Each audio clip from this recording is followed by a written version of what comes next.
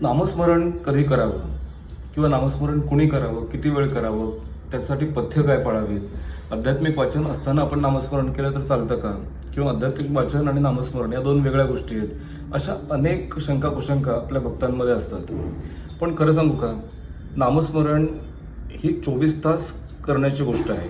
त्यासाठी वेगळा वेळ काढण्याची गरज नाही. निसर्गानं आपल्याला श्वास दिलेला आहे. जो श्वास आपण कायम घेतो, तसंच भगवंतांचं नामस्मरण हे श्वासागणिक जर आपण घेत गेलो तर 24 तास आपण नामसान्निध्यामध्ये राहू. आणि त्याचा उपयोग नेमकं काय होतो? बराच होतो. साहजिकच आहे, मन शांत होतं, मनातले कालवाकालव, गोंधळ, गुंतागुंत, चिडचिड या गोष्टी शांत होतात आणि संकटांना सामना करण्याचं आत्मिक बळ आपल्याला नामस्मरणामुळे मिळतं.